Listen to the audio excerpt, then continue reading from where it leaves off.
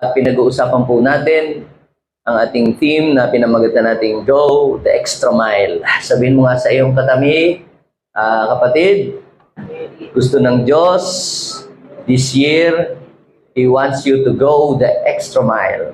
Kapag sinabi nating go the extra mile, it means to do more than what is expected.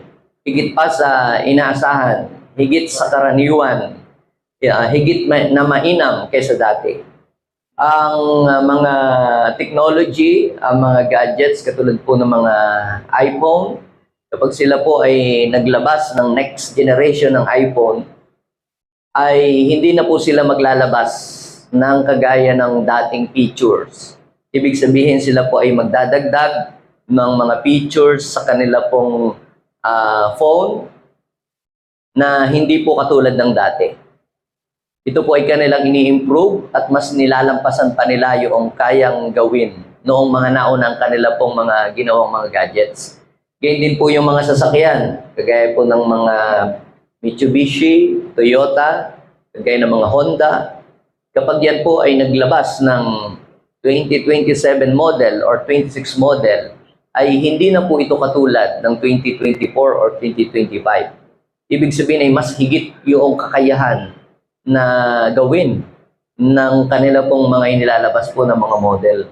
Ngayon nga po, meron pong sasakyan na meron pong sensor. Kapag meron pong mababangga o tatawid na tao, biglang nag-i-stop yung sasakyan. Kaya hindi mo mabubunggo yung tatawid. So, yun hong 1990 model, wala hong gayon. Ngayon ho, ang mga sasakyan ay automatic at saka power steering ang mga manobela. Yung mga 1990s, hindi ho power steering, pawis steering. Talaga kayo papawisan pagka pinipihit mo yung manobela. So, ibig sabihin, kung ang mga technology ay naglalabas po sila ng mga bagong model na higit sa dati ang kakayahan na kagayang gawin ito, I believe si Lord kapag gumawa sa atin ng mga dakilang bagay ay higit pa doon sa nakaraan. Do you believe that? At gayon din naman, ang ini-expect ng Diyos na ang gagawin natin sa taong ito ay higit pa doon sa nagawa natin sa mga nakalipas na panahon. Okay, so last Sunday we talked about what will happen to us when we go the extra mile. Of course, when we go the extra mile, new things will follow. Kahit pa tayo ay magdeklara ng mga bagong bagay sa taong ito, pero kung hindi naman tayo mag-iiba ng ating estilo, ng ating kilos o ating ginagawa, ay gayon pa din ang mangyayari sa atin.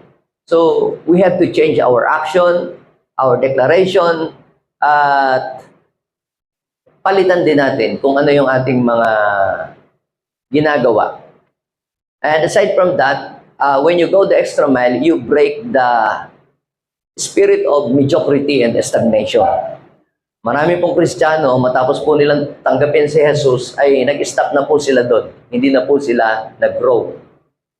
Ang gusto ng Panginoon, tayo ay mag-grow sa ating pananampalataya. Hindi lang natin siya tinanggap bilang ating Panginoon, kundi tayo ay lumago at lumalim sa pagkilala sa Kanya, tayo ay magamit ng Diyos para maging blessing din naman tayo sa ibang tao. God wants us to go the extra mile in our faith, in our maturity, and in our service to Him. And aside from that, when we go the extra mile, mga kapatid, you will reach the place that you could not reach before. Mararating mo, mapupuntahan mo yung mga lugar na hindi mo dati napupuntahan. Sinong gusto yon? Kaya sabihin mo nga sa iyong katabi, let's go the extra mile. Yan, pupunta po tayo sa part 2 ng ating pong series. At ang pamagat ng i-share ko po sa inyo ay pinamagat na nating faith that goes the extra mile. To go the extra mile, it requires faith. Kasi kung mahina ang iyong loob, wala kang mararating sa buhay. Hanggang diyan ka na lamang. Kaya sabihin mo nga sa iyong katabi, huwag kang papayag na hanggang ganyan ka na lang. To go the extra mile, it requires faith. It requires faith to go the extra mile. Yun po mga iba, kaya ayaw po nilang mag-business ay dahil natatakot sila ay baka malugi. Ang hirap naman ngayon. Ang ekonomiya, wag na lahat, baka malugi. Yung iba, ayaw mag-apply ng trabaho dahil natatakot, baka hindi daw sila matanggap dahil kulang sila sa height. Yun namang iba ay ayaw mag-board exam, ayaw kumuha ng mga examination, mag-take ng examination dahil takot. Dahil baka daw hindi makapasa, ay sayang lamang nagastos. Yung iba naman ay ayaw mag-open ng mga gawain kasi baka daw po sila ay ma-reject. Fear of rejection naman yun. Kung tayo po ay laging natatakot, wala ho tayong ma-achieve sa buhay. Those who are brave will go the extra mile. Yung mga taong matatapang, malalakas ang loob, hindi natatakot magkamali, hindi natatakot na yung humarap sa mga challenges, yun lang po ang malayo ang nararating sa buhay. Pero yung mga tao pong nananampalataya, hindi takot mangarap. Yung mga taong nananampalataya, hindi takot gumawa ng mga bagay na hindi pa dati nila nasusubukan gawin. Yung mga taong hindi takot manampalataya, yan ay umaalis sa comfort zone. Iniiwanan nila ang kalang comfort zone at sila ay sumusubok gumawa ng mga bagay na hindi pa nila dati nagagawa. Yun ang dahilan kung bakit malayo ang naaabot nila sa buhay. Kaya sabihin mo sa iyong katabi, now is the time to leave our comfort zone and fulfill God's mission. Basahin po natin ang 1 Chronicle chapter 4 verse 9 to 10. Sabi po sa English, Jabez was more honorable than his brothers. His mother named him Jabez, saying, I give birth to him in pain. Jabez prayed to the God of Israel, oh, that you would bless me and enlarge my territory. Let your hand be with me and keep me from harm, so that I will be free from pain. At anong sabi? Basahin natin malakas. And God granted his request. Sabihin mo nga uli sa iyong katabi, whatever request that you will make this year will be granted. Oh, sinong nananampalataya na magiging granted ang lahat ng kanyang hihilingin sa Diyos? Sabi sa ating binasa, si Jabez daw po ay higit na marangal sa kanyang mga kapatid at Jabez ang kanyang naging pangalan kasi yung kanyang nanay ay nung siya ipinagbubuntis hanggang siya isinilang, grabe yung pain, grabe yung pinagdaanan niya. Kaya naitawag tuloy sa kanya ay Jabez. Kumbaga, dala-dala ni Jabez yung experience ng nanay niya, yung pagdurusa ng nanay niya ay nakatatak sa kanyang pangalan. Yun nung aking kaklase nung ako ay grade 2, ay ang kanyang mother, nung ipinagbubuntis siya, sa sinapupunan ng kanyang ina, ay nag-suffer po siya ng heart problem. Kaya nung ipinanganak po siya, ang pinangalan sa kanya ay Ann, A-N-N, tapos Hearty. Ann Hearty. Kasi tinanong ng teacher, kaming lahat, bakit daw yun ang mga pangalan namin? Kaya yun ang nasabi niya. Si Jacob naman ay pinangalan ng Jacob na ang ibig sabihin ay he deceives.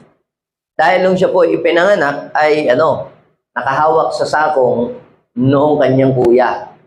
Na ang ibig sabihin nun sa mga Hudyo ay deception, yung ipinanganak na nakahawak sa sakong. So yun naman pong apo ni Eli priest sa Israel na nagpabaya doon sa Ark of the Covenant. Nung naagaw ang Ark of the Covenant, dahil sa kapabayaan ng kanilang pamilya, eksaktong napaanak yung manugang ni Eli. Kaya, naipangalan sa kanya ay Ekabud. Kasi iniisip niya na naagaw yung Ark of the Covenant. Wala na ang pagsama ng Diyos sa Israel. Wala na ang glory ng Lord. So, yung glory sa Bible, ang ibig sabihin ni kabud. Kaya pag sinabing Ekabud, it means the glory of God has departed from Israel. Imagine yung pangalan. habang panahon dala-dala niya yung the glory of the Lord has departed. Ngayon, ganoon din. Si Jabez, tinawag siyang Jabez kasi pinanganak siya sa gitna ng hapis. Yan. Pero mapapansin natin mga kapatid dito, siya'y nagdasal sa Diyos. He did not allow those things to control him, yung kanyang situation, para siya'y mapako na labang habang buhay doon sa kanyang sitwasyon. At mapapansin po natin, doon sa bandang huli, tinugon siya ng Diyos sa kanyang panalangin. Napaka-eksing kwento sa Biblia ng buhay ni Jabez. Naghahanap pa nga ako ng iba pang mga kwento about him. Wala akong makita eh. Nakita ko lang yan lang talaga. Napakaikli, pero napakaikli, but very powerful na verse. At marami po tayong mga magagandang mensahe na pwedeng maisip patungkol sa patutuo ng kanyang buhay. Ngayon mga kapatid, ipinakita dyan, sa binasa po natin, na bagamat si Jabez ay hindi maging maganda yung background ng kanyang pinanggalingan, but he did not allow na yung kanyang mga pinagdaanan, yung kanyang situation, ay kontrolin siya. Papansin natin, Jabez went the extra mile. At sinabi po diyan na siya daw po ay higit na naging marangal kaysa kanya pong mga kapatid. Pansin po natin, yung iba, kapag ka po sila isinilang na hirap sa buhay, tinatanggap na nilang ganun sila. At ang kanilang mga lingwahe na pinanganak akong mahirap, ganito na ako, mamamatay na akong mahirap. But Jabez did not allow his situation to stop him na mangarap. Jabez went the extra mile. So, sa buhay po ni Jabez, sa kwentong yan, sa 1 Chronicle chapter 4, verse 9, I will show you 3 important message that you will see on that verse, how Jabez went the extra mile. Paano ba niya nalampasan yung kanyang sitwasyon at nahigitan pa yung buhay ng kanyang mga kapatid sa kabila ng hindi magandang sitwasyon na kanyang pinagdaanan sa buhay. Maaaring isa ka din na kagaya ni Jabez, ikaw ay broken family, mahirap lang ang pamilya ninyo, kayo ay igipit sa buhay, nakikitira lang kayo sa inyong mga kamag-anak, o nasa ilalim lang kayo ng tulay or whatever, wala kayong mga lupain, at lagi nyo na lamang pinoproblema, saan kayo kukuha lang paggasto sa inyong buhay. But I am telling you, hindi habang panahon ay ganyan ang magiging sitwasyon ng iyong buhay. Yun ay kung hindi mo papayagan. Hindi mo kasalanan na ikaw ipanganak na mahirap. Sabihin mo nga sa iyong katabi, hindi mo kasalanan na ikaw ay ipinanganak na mahirap. Pero, kapag namatay ka namang mahirap, baka meron ka ng kasalanan. Ibig sabihin, ay baka wala kang ginawa. Ang pag-unlad ng isang tao, hindi ho nangangahulugan na ganito. Hindi nangangahulugan na ipinanganak ka sa mahirap na pamilya o mahirap na angkan, hindi nangangahulugang hindi ka naaangat o hindi ka nauunlad.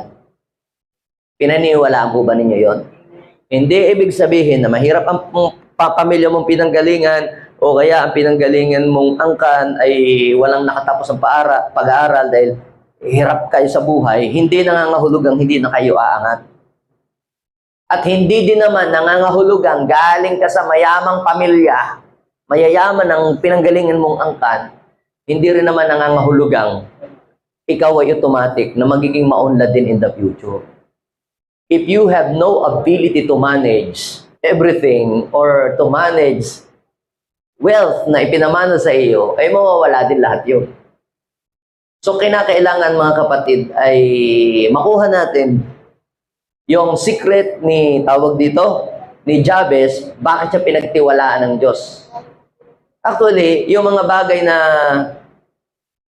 pinapangarap natin at hinahangad natin, yun naman ay mapapasa atin lahat kung nakikita ng Diyos na tayo ay worthy na mapagkatiwalaan noong mga bagay na ating na ating gustong makamtan sa buhay. So sabi po diyan, how did Jabez went the extra mile? So number 1 na nakita ko po, he lived with honor. He lived with honor. Basahin po natin yung Jabez chapter 4, verse 9. Jabez was more honorable than his brothers. So si Jabez, marami siya mga kapatid, pero kahit po ganon yung sitwasyon ng kanyang buhay, Jabez chose to live with honor. Yun namang iba, hindi namumuhay with honor, with horror. Dahil sila isalat sa buhay, hirap sa buhay, gipit sa buhay, ginagawa na nila po yung license para po sila gumawa ng illegal, gumawa ng masama, magnakaw, mang-scam, at mambudol. When we say, choose to live the extra mile, ikaw ay mamumuhay ng marangal sa kabila ng hindi magandang sitwasyon ng iyong buhay. Going the extra mile means choosing honor even in hardship. Na kahit hirap ka sa buhay, salat ka sa buhay, ay hindi ka nagnanakaw. Hindi mo kung binabaklas yung mga bakal sa kalsada paggabi, pagtulog ang mga tao. Bakit? Alam mong hindi yon kaya-aya, alam mong hindi maganda yon, hindi yun gawain ng matinong tao. Hindi ka kukuha ng gamit ng iba kahit ikaw ay hirap sa buhay, kahit ikaw ay walang kapera-pera, hindi ka magnanakaw. Bakit? Alam mong hindi yun tama. So, ganyan si Jabez. Jabez choose to live with honor.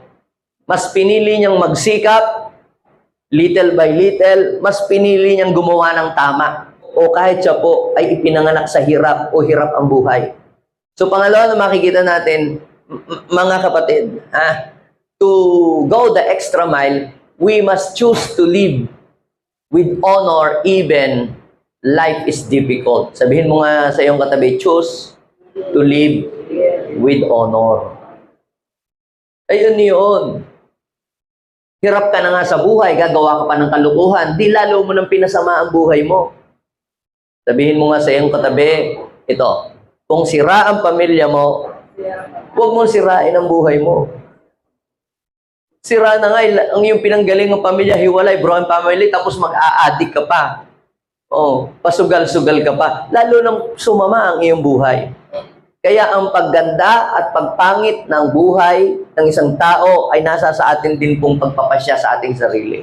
Ako rin po, ang pinanggalingan kong mga pamilya hindi naman ayos, broken family. Pero, I have my personal decision, my own decision. Mas pinili ko po ang sumunod sa Diyos at gawin ang mabuti at ang tama at nakakalugod sa Kanya. Yes, my life is not perfect, pero mas sinikap kong sundin at gawin ang kalooban ng Diyos sa aking buhay. Sabihin mo nga sa iyong katabi, choose to live with honor. So, sino dito ang gusto niyang mabuhay na mayroong honor? Yung iba naman, gusto yata ang buhay nila maging horror. Laging hinahanap ka ng pulis. Tinatawag ka sa barangay. Ikaw ay pinaghahanap ng mga tao kasi ikaw ay nangutang, hindi ka nagbayad. Kung ano-ano pa mga pinagagawa mo, ang tawag dyan, you are living in horror. Pag narinig yung iyong pangalan, nako, ang mga tao ay naiinis na sa iyo. So, ang tao pong mayroong honor, namumuhay ng honor, ay iniingatan niya na maging malinis ang kanyang pangalan. Bakit po? Kasi nasa kasalalay sa iyong pangalan kung ikaw ay karapat dapat pagtiwalaan o hindi. Pag sira ang iyong pangalan, kahit bangko, hindi ka papautangin. Hindi ka papahiramin ng pera kasi sira ang iyong pangalan Markado ka Kahit yata Bombay, baka hindi magpahiram sa iyo ng pera. Kasi ikaw tago pag siya singil. Di ba? Ikaw bait pag ikaw utang. Di ba? iyo tanggal tali aso kapag siya punta sa bahay ninyo. Yung pong taong namumuhay na mayroong honor ay ang kanyang pangalan ay iniingatan niyang hindi masira. Yung mga estudyante, mga bata na nag-aaral, huwag ninyong sirain ang inyong pangalan. Nangangako kayo tapos hindi ninyo naman tinutupad. Pagka gayon ang iyong ginagawa, unti-unti nang nasisira ang iyong pangalan. Ay, kilala mo kayong si ganito? Oo, loko yan. Sumama galing yan. Mabanggit lang ang pangalan mo. Ha? Ang pangit na agad ng impression ng mga tao sa iyo. Kaya, if you want to go the extra mile, you must live with honor. Ibig sabihin ay ingatan mo ang pangalan mo na hindi yan masisira. Kasi yan ang tanging magiging yaman. Yan ang magiging susi para ikaw ay i-hire sa mga company, i-hire sa mga trabaho, makapasok ka sa mga magagandang trabaho. Yun. Kaya wag mangunguha ng gamit na hindi iyo. Ang napulot na gamit, isauli kung kilala mo ang may-ari. Choose to live with honor. Bakit? Kasi yun ang iyong puhunan sa iyong pag-unlad in the future. Kapag sira ang pangalan mo, bad shot ka sa mga tao, nako, walang tatanggap sa iyo, walang tutulong sa iyo. Pero, kapag ka ikaw ay namuhay na may namarangal, I am telling you, hahabulin ka ng opportunity, hahabulin ka ng trabaho, mag-aagawan ang mga kumpanya para i-hire ka kasi faithful ka. Amen? Kung ikaw ay i-hire, pagkatapos, nagkangwawala yung pinagtrabaho ko sa isang opisina, iniwanan ka laang doon, nawala yung mga paperclip, nawala yung mga puncher, nawala din yung Xerox machine, pati yung mga aircon at saka mga refrigerator, tapos kung tinanong ka ng iyong boss, hindi ko alam sir, baka na-misplace nyo lang. Hindi naman gayon. Dapat ay, you must do more than what your boss, what your manager is expected. Pinagtimpla ka ng kape, ay hindi ka lang basta nagtimpla. Nilagyan mo pa nung parang may kurting puso sa ibabaw na yung mabula. No? Pero kung naman duraan, kaya mabula. Tapos nagbigay ka pa ng biskwit. Biskwit? Ay hindi naman niya ina-expect na yun ay gagawin mo. Ikaw ay nagbigay ng serbisyong maganda. Ibig sabihin yan, you went the extra mile. Choose to live with honor sa trabaho mo, sa school mo, kahit sa church na iyong ina-attendan. Choose to live with honor. Hahabulin ka ng blessing kapag ikaw ay namumuhay na mayroong honor. Are you following me? Pangalawa na makikita nating mensahe sa buhay po ni Jabez sa story yan, he prayed to the living God. Saan siya nanalangin? Daw po, instead na siya magreklamo, gumawa ng illegal, gumawa ng masama para umangat ang buhay, instead na siya po ay mangdaya ng kapwa, mangloko ng kapwa, para mabilis na umangat ang buhay at mabilis na yumaman, ano ang ginawa ni Jabez? Jabez prayed to the God of Israel. Ang sabi po ng Chronicle chapter 4, verse 10, Jabez prayed to what? To Buddha. Jabez prayed to, saan siya nag-pray? Kay Baal? Saan ba siya nag-pray? Kay Santo Niño? Saan siya nag-pray? To the God of Israel. Who is the God of Israel? Sabi ng 1 Chronicle chapter 2 verse 12, Blessed be the Lord God of Israel who made heaven and earth. So, yung palang God of Israel, ito yung God na gumawa ng langit at lupa. Ito yung God na nagbibigay ng hininga sa iyo. Yung naglagay ng araw, ng mga bituin, ng mga tala sa kalangitan at ng mga buwan. Lumikha ng dagat, lumikha ng mga isda, at lumikha ng mga hayop. He is the God of Israel. At yung God of Israel, He is also our God. He is our Savior. Siya yung Diyos na nagbigay sa atin ng lakas para makapagtrabaho tayo at makapaghanap buhay. Hindi si kalungsod ang nagbigay sa iyo ng buhay. Hindi siya ang lumikha ng langit at lupa. So mapapansin natin mga kapatid, dapat po ay alam natin kung kanino tayo lalapit. Sabi nga, pag ang tao ay nagigipit ay kahit sa patalim ay nalapit. Yung iba, may bagong bersyon. Kapag ang tao ay nagigipit, Sa Cebuana, kumakapit. O sa Bombay, nalapit. Yung iba, kapag nagigipit sa scammer, nalapit. Wala o tayong ibang dapat lapitan kung tayo ay nagigipit o tayo ay nangangailangan. Sino ang dapat nating lapitan? Unang-una, kanino tayo tatawag? Sa Diyos na lumalang ng langit at lupa. Dapat ay makilala natin kung sino yung source ng lahat ng ating mga pangailangan. Kung ikaw ay nagigipit, nangangailangan, hirap sa buhay, kailangan mo ng wisdom, kailangan mo ng direction, kailangan mo ng kagalingan, just pray to the God of Israel. Who is the God of Israel? The God of Israel who made the heaven and the earth. Sabi nga dun sa song, I believe in you, God of Abraham. He is the God of Abraham. He is the God of Israel. Yung Diyos na nagpala sa Israel. At yun din ang Diyos na nagpuprotekta sa Israel. Pansinin nyo, pinaulanan na ng marami mga bomba, na mga missile. Hanggang ngayon, ang Israel maunlad pa rin. At namamayagpag. Kita nyo ha? The nation of Israel is going extra mile. Nalampasan niya ang mga iba pang mga bansa. Kung tutuusin, kayang-kaya naman tirisin siya ng mga bansa na nasa paligid.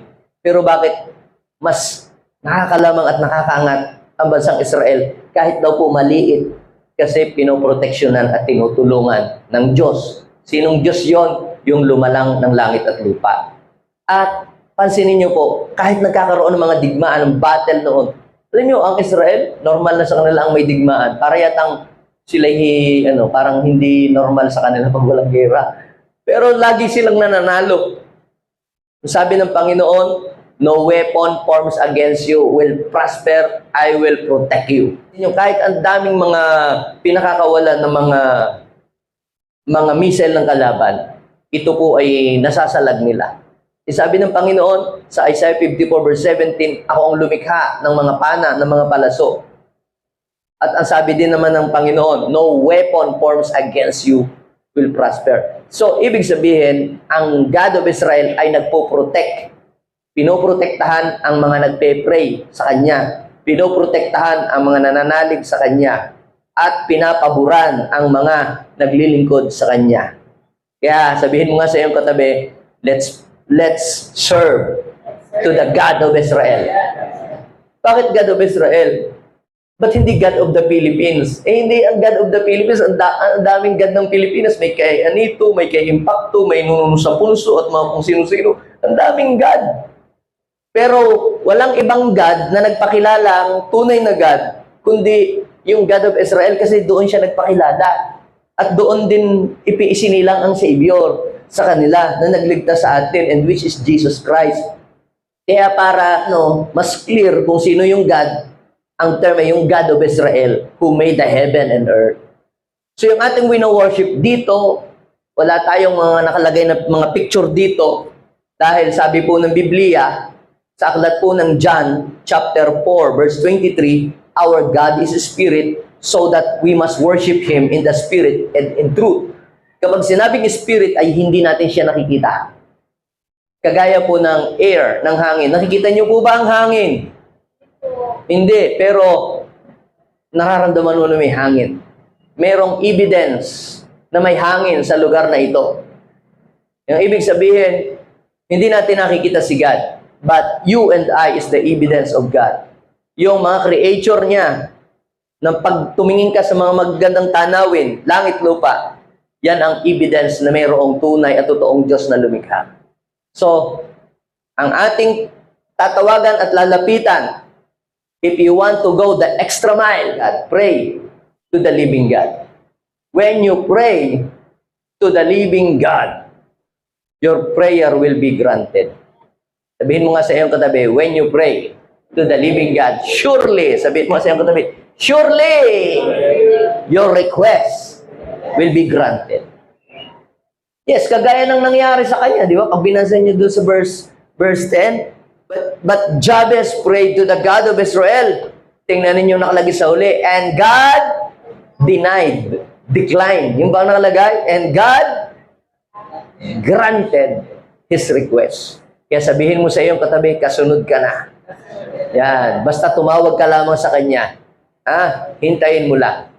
Hintayin mo. Darating yun sa'yo. Idinideklar ko, this year, ang inyong mga prayer request na hindi dumating noong 2025, this year, darating na yun sa inyo. No more delay. Amen?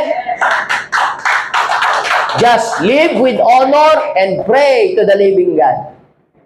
Dapat pag ikaw ay mag-pray, doon ka mag-pray sa buhay na Diyos, hindi doon sa patay na Diyos. Kailangan mo pang magsisindi ng ilaw kasi siya ay nadidiliman. Kailangan mo pa siyang buhatin para siya ay gumalaw. Hindi po natin binubuhat ang Diyos. Ang Diyos, siyang may buhat sa atin. Hindi natin siya iniilawan kasi He is the light of this world. Yun ang tunay na Diyos. Hindi iniilawan, hindi binubuhat, at hindi binibigyan ng pagkain. Kasi He is the source of everything we need. Kaya yun ho ang tunay na Diyos. Hindi natin binubuhat, siya ang may buhat sa atin. Amen? Si Jabez po, nung siya tumawag sa God of Israel, hindi po siya tinanggihan. Hindi po siya itinaboy o hindi siya tinaguan. Siya po ay tinulungan. Kaya ano man ang kalagayan mo sa buhay, ikaw man ang pinakamahirap na tao na umattend ngayon sa lugar na ito, may pag-asa ka pa. Tumawag ka lamang sa Diyos. Mababago ang sitwasyon ng buhay mo. Kung paanong binago ng Diyos ang sitwasyon ni Jabez. At nahigitan pa niya ang kanyang mga kapatid. Ako'y naniniwala doon sa mga taong tunay na lumalapit at tumatawag sa Diyos. Babaguhin niya ang sitwasyon ng iyong buhay. Yun ay dapat ay seryoso ka. Hindi yung paiba-iba ang Diyos na yun tinatawag. Sige nga, matesting nga. Tapos nung nag-pray ka, ay hindi dumating. Baka dito, siguro baka ito. Dapat po ay kilala natin ang Diyos na ating nilalapitan. Yung source of blessing. Naalala ko yung, siya po ay Kristiyano. Siya po ay napunta ng Thailand. Siya namasyal doon. Alam niyo po, doon sa Thailand, maraming mga doon. Mga pinupuntahan doon, mga temple-temple, yan. Tapos may mga nabibili na mga souvenir, mga ani-anito, mga anitong mga buntis, mga kung ano-ano, mga palaka, mga pampaswerte, mga kung ano-ano, na pwede mong iuwi as your souvenir. Sila pong mag-asawa nung mamasyal sa Thailand ay bumili ng mga pampaswerte daw. Ay ito daw may kanya-kanyang paliwanag yung mga nagtitinda. Aray pampaswerte, aray pantaboy ng malas, aray pangtawag ng blessing, aray swerte sa negosyo. Alam niyo naman yung mga sales talk na ganyan, lahat na sasabihin yung maganda para lang mabenta yung kanilang tinda. Di lahat na lang ng aray pampaanak, hindi ka mapaanak, ganoon. Ay binili lahat yun at inilagay sa kanilang mga bahay. Sila naman po ay maayos ang buhay at maganda naman na po ang takbo ng negosyo. Pero nung sila po ay mag-uwi, nang ganun po sa kanilang bahay, bigla na lamang, lagi na lang may nagkakasakit, lagi na lamang, tayo naman po ay talagang bilang tao, minsan ay nagkakasakit dala ng panahon. Because of mga climate change sa mga ganyan. Pero ito, kakaiba. Pagkakagaling nung isa, mamaya namang isa ang may sakit. Pagkakadala sa ospital, pagkakalabas, mamaya may dadalahin na naman sa ospital ang kapamilya niya. Kaya yung kanilang sweldo, pagkakabayad, mamaya may kakasakit na. Kung dadating na naman, may nagkakasakit naman. Kaya yung pampaswerte nabili niya, malas. Pumunta ngayon doon si Bishop, nagpa-pray. Nakita ni Bishop, daming mga dragon-dragon, mga palapalakha. Nako, sa Biblia, lahat yun ay mga occultic objects. Kasi yung pong mga katulad ng mga Amalekites, Amorites, lahat ng mga ites, Hittites, hindi nagtatites, ay lahat ho yun, may kanya-kanya po yung God na tinatawag. May kanya-kanya po yung God na sinasamba at sila po yung nag-create ng mga God na yon. At kanila po itong dinadasalan. Kaya nagalit ang Panginoon sa Israel. Sabi niyo, huwag niyong gagayahin yung mga bansang nakapaligid sa inyo. Huwag ninyong gagawin ang kanilang mga practices. Huwag niyong sasambahin ang kanilang mga gods. Or else, ako'y magagalit sa inyo at kayo sa halip na aking pagpalain, ay kayo aking susumpain. Sabi ng Panginoon, sa akin lang kayo sasamba. Sabi ng Lord sa kanila. Doon sa God of Israel. So, to make long story short, pinatanggal ni Bishop at sila ipinag-pray. Alam niyo po, that week, Nung po sila ipag-pray, nagkaroon agad ng breakthrough at na-bless ang kanilang buhay. At tuloy-tuloy na umangat ang kanilang pong kabuhayan. Ibig sabihin, mga kapatid, walang source ng pag-unlad kundi yung Diyos na lumalang ng langit at lupa. He is the living God. Amen? Just call to the living God sa buhay na Diyos. At ang pangatlo na message na makikita natin niya, ulitin natin, how Jabez went the extra mile. Paano naging maunlad ang kanyang buhay? At nahigitan pa niya ang kanyang mga kamag-anak, lalo na ang kanyang mga kapatid. Ano nangyari sa kanyang buhay? Paano nangyari yun? Una, he lived with honor. Pangalawa, he prayed to the living God. At pangatlo, he was not afraid of responsibility. Tatanungin ko po kayo, honestly, sino po dito talaga ang gustong maging maunlad ng kanyang buhay? Sino naman po dito gustong siya okay lang na maghirap hanggang kamatayang siya nagdudusa? Tatanungin ko ulit yun, sino dito gustong maging maunlad ng buhay? Gustong magkalupa, gustong magkanegosyo, gustong magkasasakyan, gustong magkaroon ng mga malalaking mga business. O sino dito may gusto? Alam niyo mga kapatid, lahat ng ating pinapangarap at hinahangad na gusto nating magkaroon tayo noon ay may kalaki po yang responsibilidad. Kaya yung iba, hindi na nahingi. Ayaw magkasasakyan, ayaw magkaroon ng mga lupa, ayaw magkaroon ng bahay. Kasi, nako, ayaw ko maintenance pa yan, magastos pa yan. Ganun. Mga lupa, nako, magbabayad pa ako ng tax, ayaw ko ng mga ganyan. Ayaw ko mag-business, nako, estorbo pa yan, lagi na lang ako mag-aasikaso sa BIR. Ganun, ayaw. Okay na lang, ako may kinakain 3 times a day, kaya hanggang doon na lang sila. Bakit? Ayaw nila ng responsibilidad. Yung iba, magjojowa na lang, papalit pa, oy, mag-asawa ka na kasi sadid ka na. Ayaw ko. Ayaw ng responsibilidad. Kaya nang bubuntis na lang, tapos tatakbo. So, ang mga blessing na hinihingi natin, ay hindi lang ho yun basta blessing na nadating sa atin. Dapat din nating malaman na ang bawat blessing na hinihingi natin, paglaki ng blessing, paglaki din ng responsibilidad. Behind the blessing that you will receive, there is a great responsibility. Pansin niyo to. First Chronicle, chapter 4, verse 10. Jabez prayed to the God of Israel, "Oh, that you would bless me and enlarge my territory." He prayed with boldness talaga. Parang hindi siya takot humingi. Hindi ba takot humingi? Alam mo kasi ganito minsan, Panginoon, kung kalooban mo akong ma-bless, di sige. Kung hindi, di hindi. Kung talagang para sa akin, para sa akin. Kung hindi po, hindi po. Yun, itakot lang sa responsibilidad. Kaya gayon yung mag-pray. Pero yung mga hindi takot, Lord, give me more blessings so that I can bless other people. Kaya ka i-bless kasi gusto ni Lord na maging blessing ka sa ibang mga tao.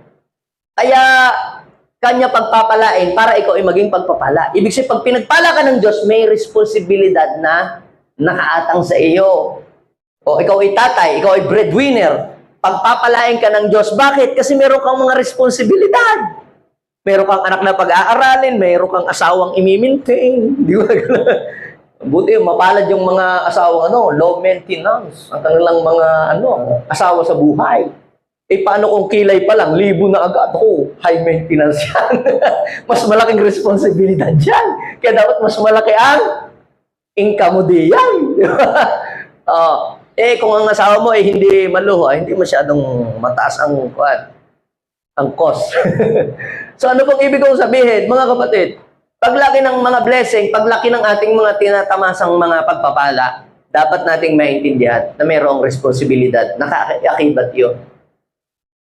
At yung iba'y ayaw talaga ng responsibilidad, kaya hindi naangat ang kanilang buhay. Huwag tayong matakot humingi. Bakit? Kasi, pag ikaw ay binigyan ng Diyos ng isang bagay, bibigyan ka din ng Diyos ng karunungan at katalinuhan.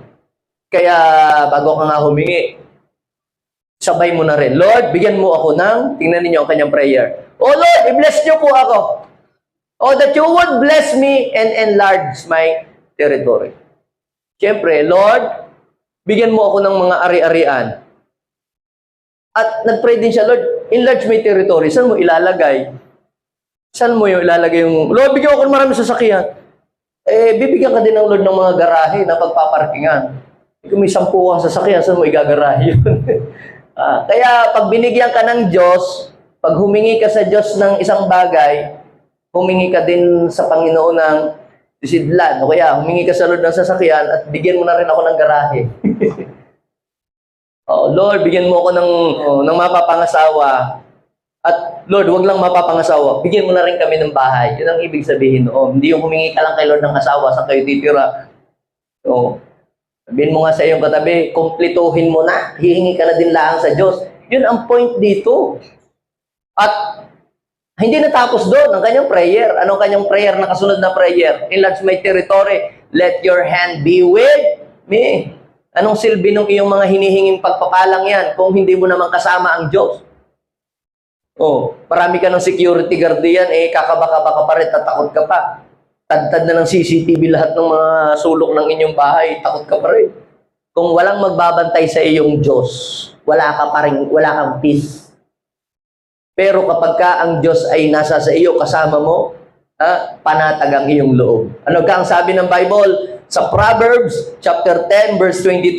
Sabihin nga natin lahat, the blessing of the Lord make us rich, and He add no sorrow with it. Huwag yung kayamanan ang hingin mo, kundi yung blessing ni Lord.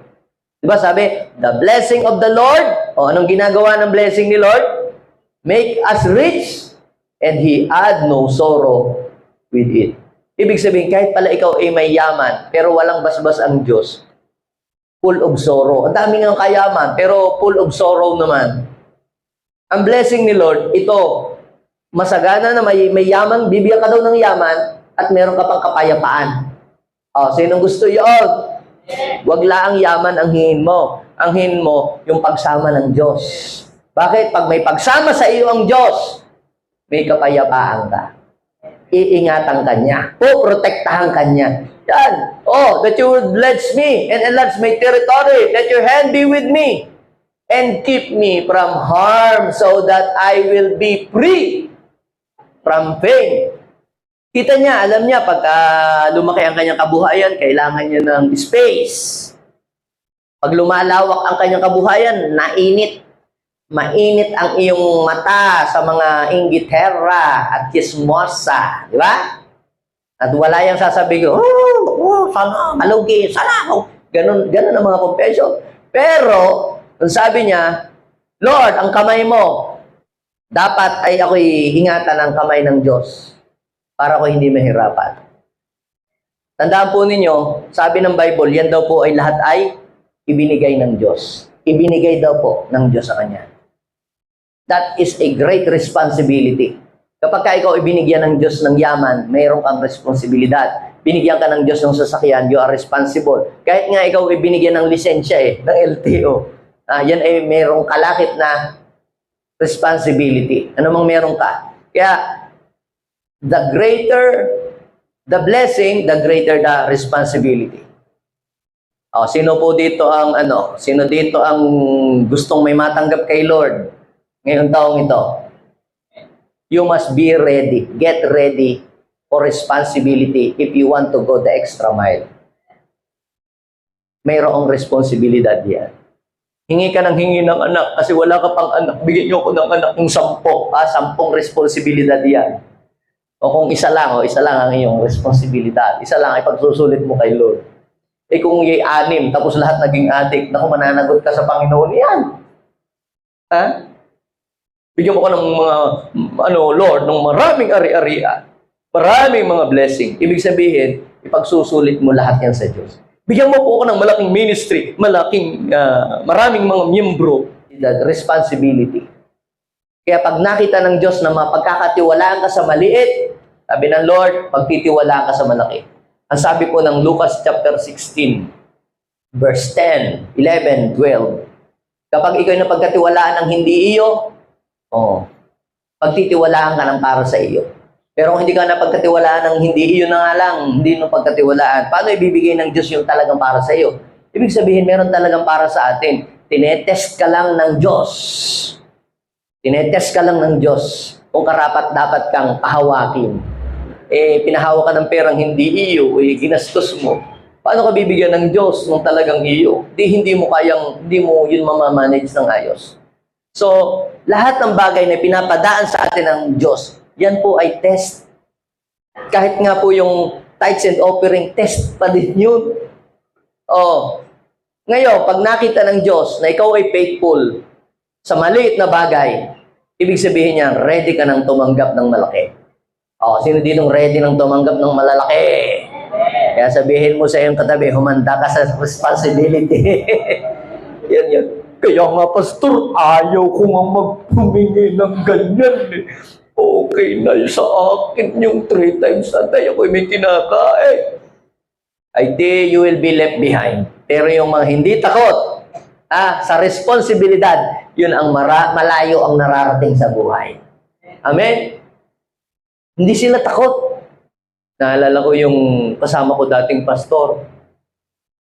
Sabi niya, bata pa ako noon Alam mo, Clea, pag ako binigyan ng Lord ng 30 na members, okay na sa akin yun. May maintain ko lang yun.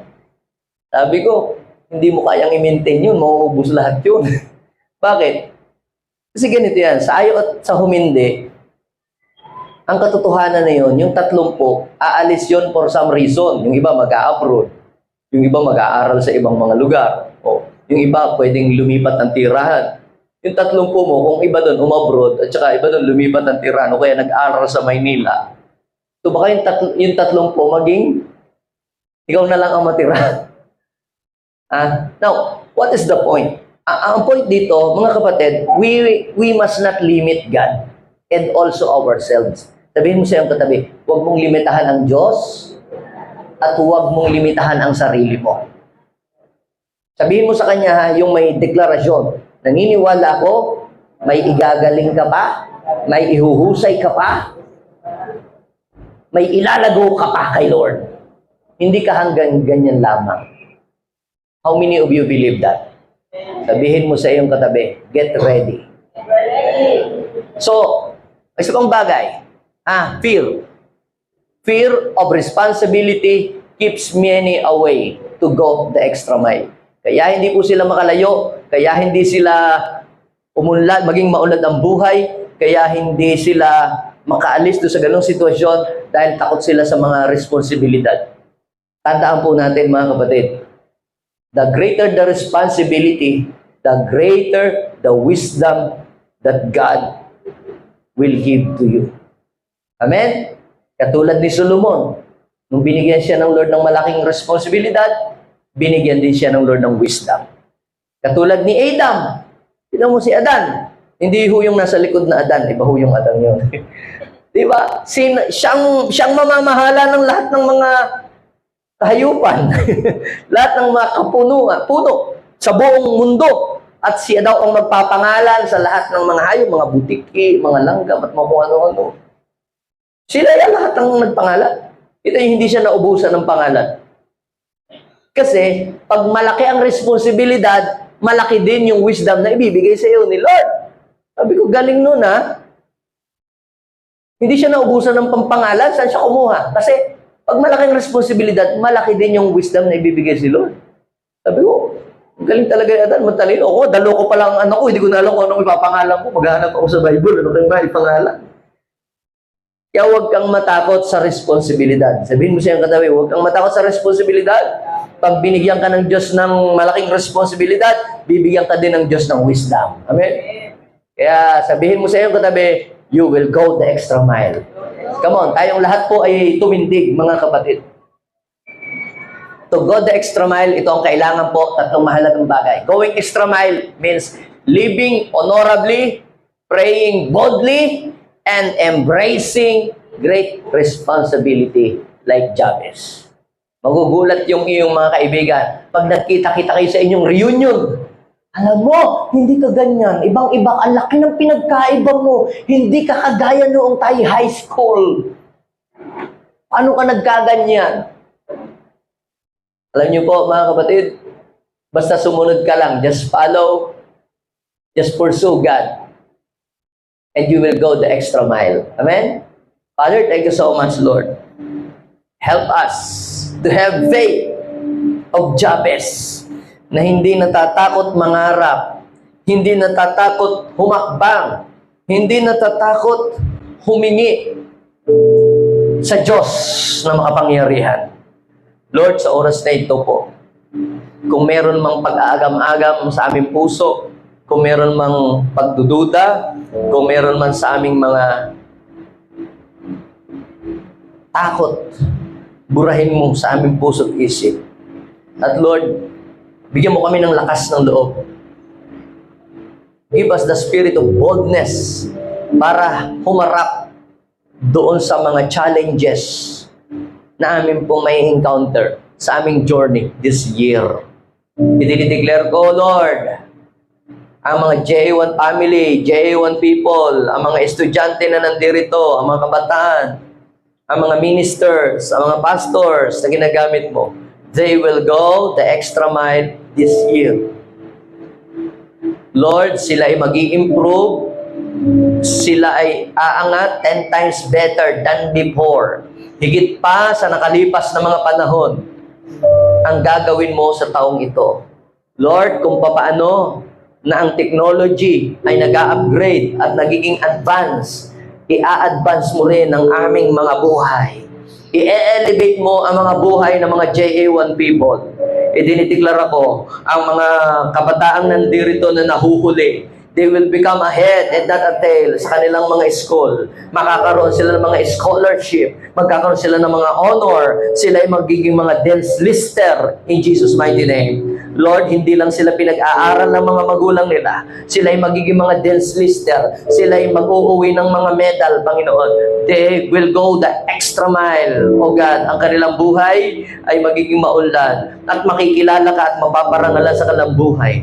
They will have go extra mile testimony. A go extra mile testimony sa taong ito. Bibigyan mo po sila ng go the extra mile testimony. At sila ay magpapatotoo tungkol sa kabutihan, tungkol sa himala, tungkol sa mga pagpapala na ginawa ng Diyos sa kanilang buhay. Maraming salamat po. To you alone the glory and honor, thanksgiving. Ilagay natin ating kamay sa ating puso. Manalangin tayo. Sabihin natin, Panginoong Jesus, pinananampalatayanan ko sa buhay ko na yung ginawa mo kay Jabez, kaya mo rin gawin sa buhay ko. Ako po, Panginoon, ay humihingi sa iyo ng banal na pagkatakot. Tulungan niyo po ako makapamuhay ng marangal. Wala akong ibang Diyos na lalapitan, kundi ang Diyos na lumalang ng langit at lupa. And give me a wisdom, Lord, para ang aking mga responsibilidad ay aking magampanan. Maraming salamat po. In Jesus' name, Amen and Amen.